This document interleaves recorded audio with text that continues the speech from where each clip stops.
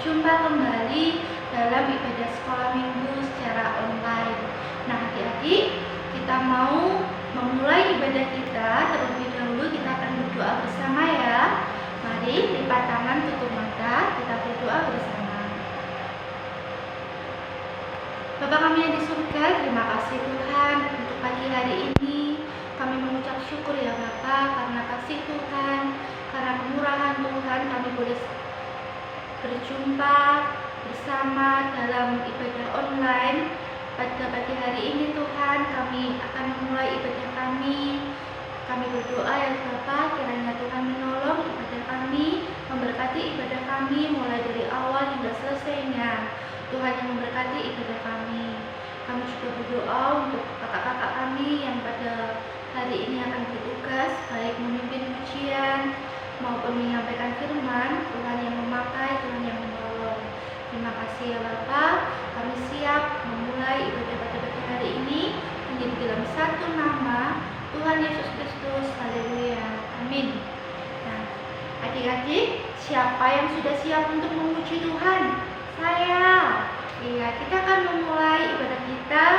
Kita akan angkat satu pujian yang mengatakan selamat pagi Tuhan. Nanti pakai gerakan ya.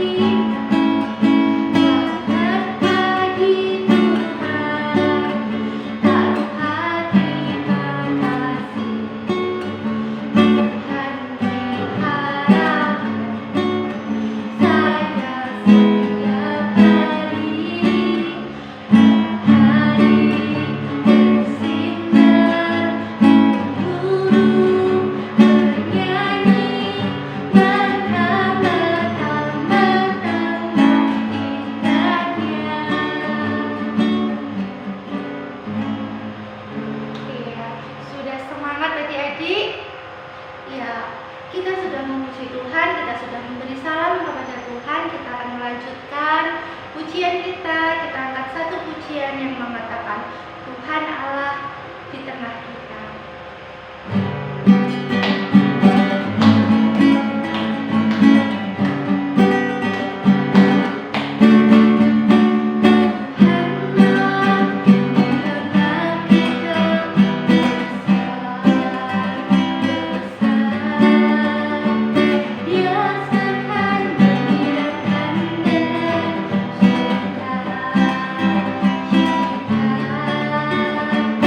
Dia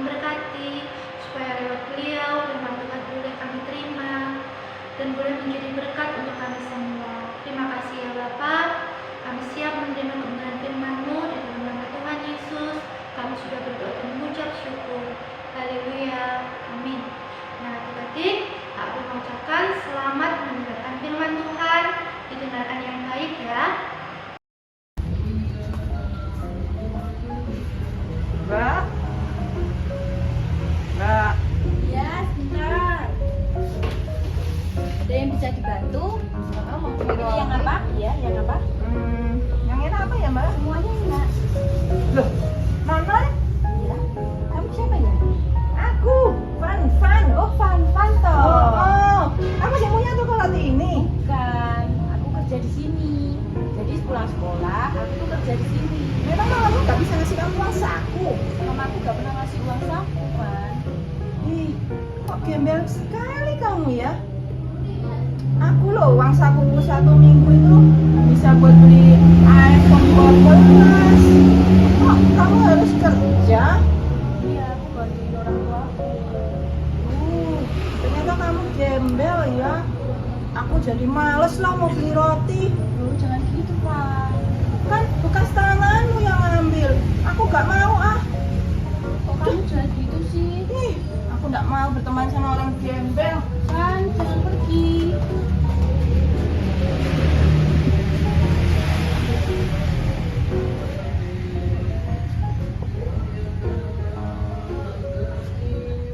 Satu minggu kemudian, si Rinrin mendapat kabar bahwa si Fanfan sedang sakit.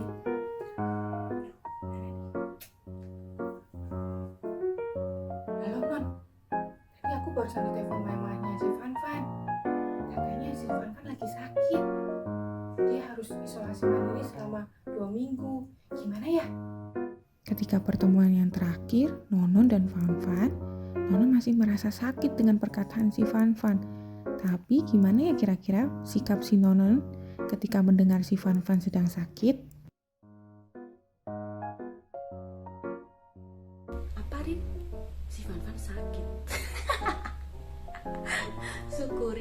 syukurin si Fanfan. Makanya tuh kalau ngomong itu dijaga, jangan asal ngomong. Sekarang dia sendiri kan yang sakit gara-gara omongan dia tuh yang suka nyakitin hati orang lain. Udah, gak usah dipikirin itu si Fanfan, biarin aja, gak usah diurusin juga Rin, biar kapok itu si Fanfan. Apa? Si Fanfan sakit Rin? Ya ampun, kasihan banget. Gimana kalau kita nanti video callan bareng-bareng?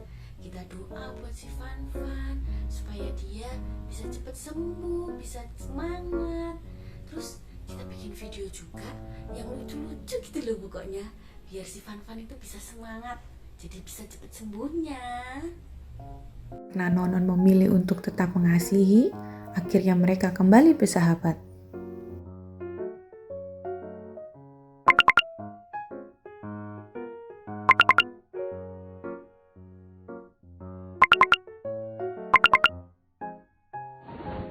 Good morning guys. Lagi apa ini kalian? Good morning guys. Good morning everybody. Aku hari ini lagi sibuk, rumahku rame banget. Mama lagi masak-masak. Weh, nanti bisa nunut makan dong. Kalau aku lagi gabut nih, tugas sekolah juga nggak ada. Ngapain ya? Enak banyak makanan loh. Aku mau dong. Iya nih, aku juga nganggur nih.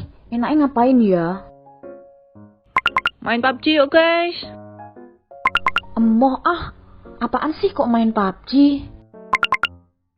Apaan tuh PUBG? Tauku dakon. Iya nih, Fanfan nih apaan nih? PUBG apaan coba? Cari yang seru-seru gitu loh. Seru ya dakon. Dakon yang lama tuh seru. Aduh, kalian ini loh. PUBG ya kok nggak tahu sih. Guys, kamu tahu nggak kemarin itu si Ani ulangan matnya mosok dapat 90. Aku kok curiga toh. Mau main dakon ya apa carane? Van, masa sih yang bener dapat nilai segitu? Lah ya dia loh, tugas-tugas saya nggak pernah bisa ngejakno loh. Masa ulangan tiba-tiba 90? Pasti dia nyontek loh itu. Iya bener, dia gak pernah bisa ngerjain tugas yo. Beneran dia nyontek toh? Iyalah nyontek, apalagi kalau nggak nyontek. Mana mungkin? Dia nggak ngerti apa-apa, nggak pernah bisa apa-apa. Mosok tiba-tiba dapat nilai bagus. Kita harus belajar mati-matian. Kalau nggak nyontek, paling yang ngelirik sebelah. Respon Rini sebagai teman yang baik seharusnya seperti apa ya ketika tahu temannya bergosip? bilang yo, si Ani itu kalau di rumah juga nggak pernah belajar. Suka main game PUBG itu loh. Nggak pernah belajar. Mana mungkin sih dia bisa dapat nilai bagus segitu.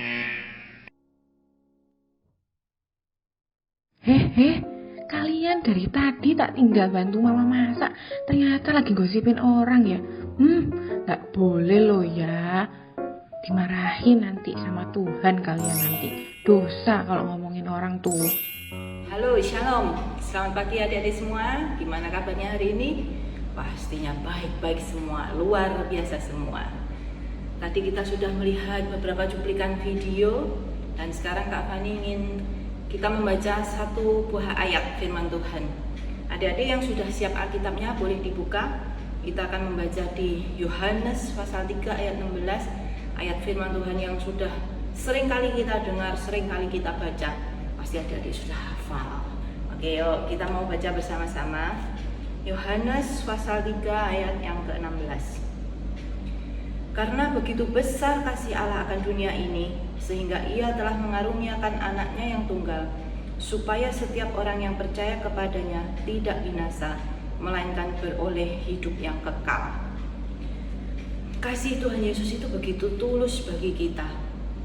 Adik-adik lihat Tuhan Yesus rela mati di atas kayu salib untuk menebus dosa-dosa kita, untuk menyelamatkan kita manusia yang berdosa. Tuhan itu tidak pandang siapa yang diselamatkan. Mungkin ada pencuri, ada penjahat, ada orang baik, ada penyontek, ada pembohong. Tuhan tidak pandang siapa yang diselamatkan, tapi Tuhan rela mati di atas kayu salib untuk menebus dosa kita semua, menyelamatkan kita semua. Itu karena kasih Tuhan yang begitu tulus kepada kita. Juga seperti hari-hari yang adik-adik rasakan, Tuhan Yesus itu selalu menolong kita, menyediakan segala kebutuhan kita. Adik-adik bisa makan, adik-adik bisa sekolah, adik-adik bisa memakai pakaian. Itu semua karena kasih Tuhan kepada kita. Mungkin melalui orang tua kita, melalui guru yang mendidik kita. Tuhan memberikan kasih-Nya begitu tulus bagi kita.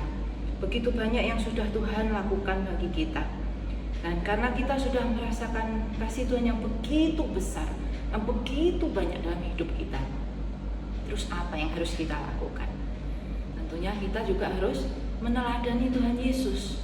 Kita juga mau memberikan kasih yang tulus kepada Tuhan yang sudah mengasihi kita, juga kepada sesama kita. Seperti kita baca, kita buka lagi ya Alkitabnya di Matius pasal 22 ayat yang ke-37 dan yang ke-39. Kak Fani akan bacakan ya. Matius pasal 22 ayat 37. Jawab Yesus kepadanya, kasihilah Tuhan Allahmu dengan segenap hatimu dan dengan segenap jiwamu dan dengan segenap akal budimu. Lalu yang Matius pasal 22 ayat 39, dan hukum yang kedua yang sama dengan itu ialah kasihilah sesamamu manusia seperti dirimu sendiri. Jadi Tuhan Yesus itu mau kita yang sudah merasakan kasih Tuhan yang begitu besar, kita juga mengasihi Tuhan dengan apa di situ dikatakan segenap hatimu, segenap jiwamu, segenap akal budimu. Jadi dengan seluruh yang kita punya, kita mengasihi Tuhan. Begitu juga kita mengasihi sesama seperti kita mengasihi diri sendiri. Nah, pada pagi hari ini Kak Fani hanya ingin membahas Matius 22 ayat yang ke-39, yaitu mengasihi sesama kita. Kasih tidak hanya sekedar kasih, tapi harus kasih yang tulus. Itu yang Tuhan mau. Contohnya seperti ini. Seperti tadi di dalam video, si Nonon sudah disakiti hatinya oleh si Fanfan. Tindakan apa yang seharusnya kita lakukan? Mungkin sebagai orang Kristen biasanya kita mengampuni Kak, kita tetap mengasihi Kak. Terus, tapi jengkel itu masih tetap ada. Apakah seperti itu adik-adik? Bukan seperti itu yang Tuhan inginkan. Tuhan menginginkan kita memberikan kasih yang tulus. Contohnya seperti apa? Ya seperti yang dalam video tadi, kita melupakan. Bahkan kita menunjukkan kasih kita kepada orang yang sudah menyakiti hati kita. Juga kita misalkan biasanya begini, misalkan sudah disakiti, seperti tadi Nonon sudah disakiti. Terus kalau dia ketemu dengan orang lain, kebetulan membicarakan si Fan, si Nononnya bilang gini, ih Fan itu dulu itu pernah menyakiti aku. Dia bilang dia sudah mengampuni, tetapi dia tetap menceritakan sakit hatinya, menceritakan kejelekan waktu itu si Fan menyakiti hatinya. Itu namanya dia tidak kasih yang tulus. Tapi kasih yang tulus itu benar-benar mengasihi, benar-benar mengampuni. Bahkan dia mau menutup rapat, dia mau membuang segala sakit hatinya. Dan dia tidak akan menceritakan kejelekan Fan ini, kejelekan orang yang sudah menyakiti hatinya. Itu adalah kasih yang tulus. Jadi tidak hanya sekedar aku mau ngampuni, aku mau maafkan, aku menyapa kok kalau ketemu, tidak seperti itu. Tapi yang Tuhan mau lebih dari itu. Kita benar-benar sudah melupakan sakit hati kita. Nah, itu contoh kasih yang tulus. Terus selain itu, bila ternyata si Fan ini berbuat salah, dia pun berani untuk menegur. Itu adalah kasih yang tulus. Meskipun dulunya mungkin tidak terjadi apa-apa ya, misalkan ini teman baik, si Nonon dan si Rin teman baik. Terus mereka sedang membicarakan seseorang, sedang bergosip. Kita harus berani untuk menegur. Menegur bukan karena benci, tetapi menegur dengan penuh kasih, menegur dengan penuh cinta, menegur dengan sungguh-sungguh agar teman kita ini berubah. Itu adalah kasih yang tulus. Tetapi kalau misalkan kita membiarkan teman-teman kita yang berbuat salah, misalkan menyontek, halah jarno wae, itu namanya kita tidak mengasihi teman kita dengan tulus. Tetapi teman yang tulus, dia akan memberitahu, jangan kamu nyontek dengan kata-kata yang lembut, dengan kata-kata yang enak untuk didengar. Nah, contoh ini kasih yang tulus yang kita rasakan sehari-hari adalah kasih dari orang tua kepada kita. Orang tua itu sudah susah payah melahirkan, merawat, membesarkan kita semua. Tetapi orang tua kita tidak pernah menuntut balik. Aku dulu beli susu sekian, aku beli pampers sekian, ayo kembalikan uangnya. Pernahkah orang tua kita seperti itu? Tidak pernah, karena orang tua kita sungguh-sungguh mengasihi kita dengan tulus. Dan sebisa mungkin orang tua itu akan memberikan yang terbaik buat anak-anaknya, baik itu pakaian, makanan, juga pendidikan. Pasti orang tua itu ingin yang terbaik buat anak-anaknya. Itu karena apa? Kasih yang begitu tulus orang tua buat anak-anaknya. Begitu juga kalau misalkan anaknya salah, anaknya nakal, pasti dia apa? Dinasehati, bahkan kalau nemen dimarahi. Kenapa?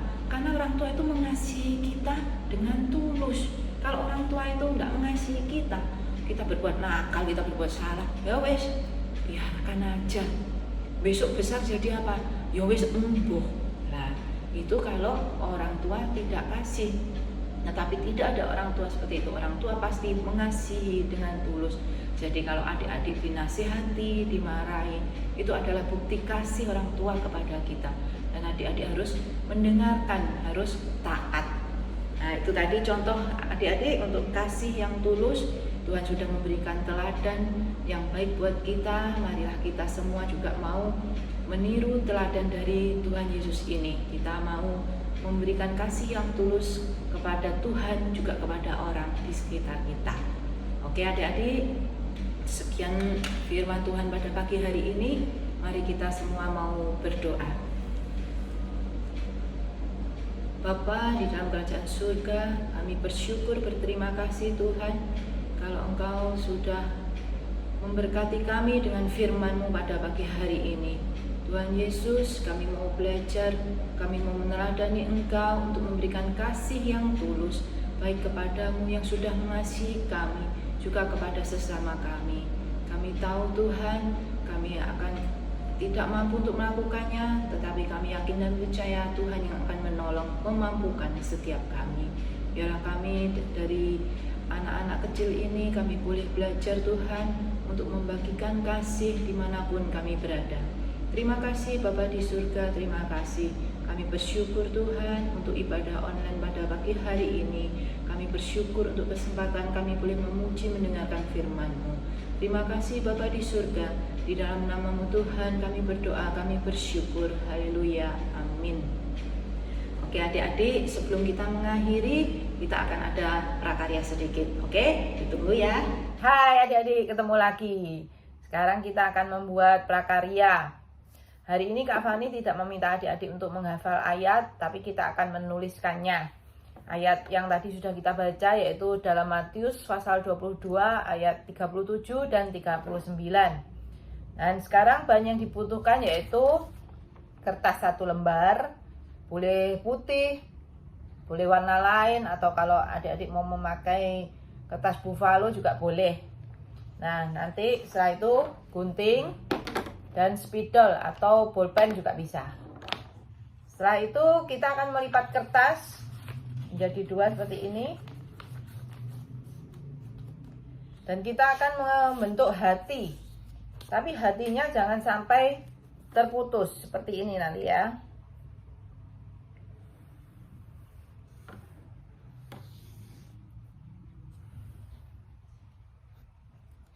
Nah, seperti ini.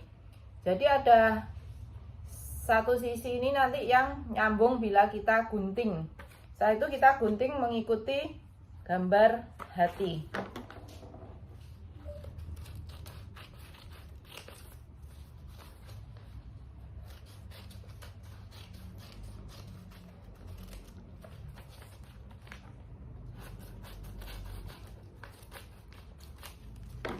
Seperti ini, nanti kalau kita buka akan jadinya, nah hatinya menyambung.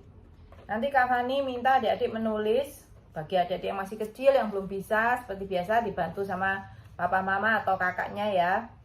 Di sebelah sini kalian tuliskan Matius pasal 22 ayat yang ke-37. Nanti yang di sebelah sini Matius 22 ayat yang ke-39. Nanti jadinya akan seperti ini. Nah, seperti ini ya. Yang Matius 22 ayat 37 dan Matius 22 ayat 39. Setelah itu kalau sudah jadi, adik-adik foto seperti biasa dikirim di grup kelas masing-masing. Dan Kak Fani berharap ayat ini tetap adik-adik ingat dan adik-adik lakukan dalam kehidupan adik-adik sehari-hari. Oke? Selamat bekerja. Tuhan Yesus memberkati. Sampai jumpa.